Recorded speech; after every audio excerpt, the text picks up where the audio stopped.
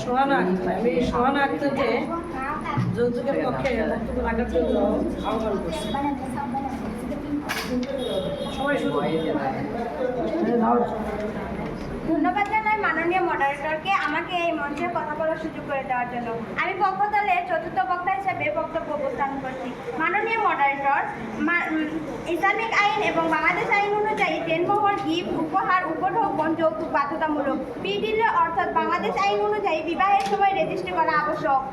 এরপরে এবং বিবাহের দেনমোহর পরিশোধ করা বাধ্যতামূলক। যদি কোনো স্বামী যৌতুক বা দেনমোহর স্ত্রীকে না দেয়, স্ত্রী তাহলে ওই অবস্থায় মামলা করে দেনমোহর বা যৌতুক আদায় করতে পারে। মাননীয় মডারেটর, যৌতুক অর্থে বিয়ের সময় প্রদত্ত ধনকে বলা হয় যৌতুক, কিন্তু বাৎসরিক অর্থে বিয়ের সময় বরপক্ষে চাহিদা দাবি অনুযায়ী কনেপক্ষে বরপক্ষকে যে অর্থ ধন সম্পদ আসবাবপত্র, অলংকার, জমিজমা প্রভৃতি প্রদানের অঙ্গীকার করে তাকে যৌতুক বা দেনমোহর বা উপঢৌকন হিসেবে ধরে নেওয়া হয়। সে সাথে কনেপক্ষের নিজেদের আগ্রহে যেসব সম্পদ বর কনেকে দেওয়া হয় তাও যৌতুকের বা দেনমোহরা বা মহারণায় পর্যায়ে পড়ে। মাননীয় মডারেটর, যৌতুক হলে এমন একটি বৈবাহিক নিয়ম যাতে কনেপক্ষ বরপক্ষকে কোনো উপহার, উপঢৌকন, গিফট দান করে দিয়ে থাকেন। মাননীয় মডারেটর, যৌতুক একটি প্রাচীন প্রথা। প্রাচীন চীনে বিয়ের পর কনের স্বামী ঘরে যৌতুক সঙ্গে নিয়ে যেত। এদেশে বিয়ের পর স্বামীর ঘরে যৌতুক নিয়ে যেত কনে।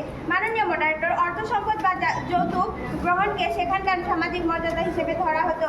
যদিও যৌতুক বা দেনমোহর এই প্রথা অনেক পুরনো এবং এটি ভারতের নয়াদিল্লি, এথেন্স, সৌদি আরবের মতো অনেক দেশে এই প্রথা প্রচলিত রয়েছে। মাননীয় মডারেটর, বলা যায় এর শিকড় রয়েছে মধ্যযুগে। মধ্যযুগে বিয়ের পর অনেক কনেকে তার পরিবার তার স্বাধীনতা বজায় রাখার জন্য নগদ বা জিনিসপত্র উপহার দান দিত।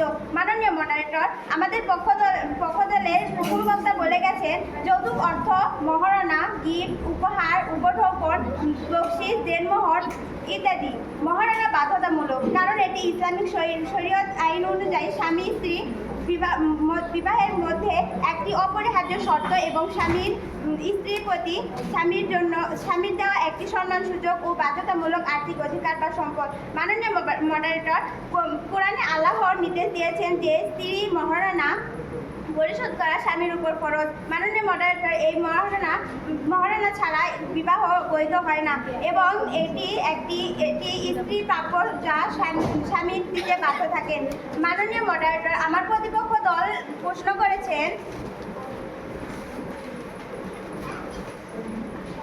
মাননীয় মডারেটর, আমার বিপক্ষ দল প্রশ্ন করেছেন যে যৌতুক একটি ঘৃণা প্রথা।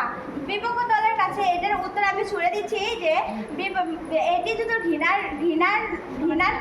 ঘৃণার প্রথায় যদি হয়ে থাকে তাহলে সমাজে এতদিন কেন প্রচলিত ছিল এটা? কেন তাদের বাবা মা এবং পরিবারের সদস্যরা যৌতুক নিয়ে বিবাহ সম্পূর্ণ করেছেন? যদি এটা ঘৃণার প্রথা হতো এতদিন এটা বন্ধ করা হতো। কেন এই খারাপ প্রথা তো বেশি দিন সমাজে চলে না, কিন্তু এটা যদি খারাপ প্রথাই হতো তাহলে এই প্রথা কেন এতদিন প্রচলিত রয়েছে?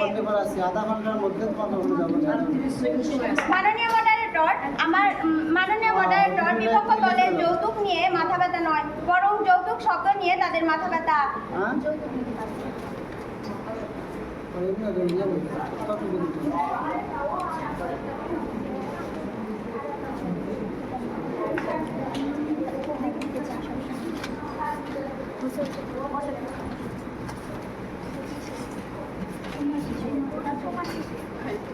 সময় শেষ।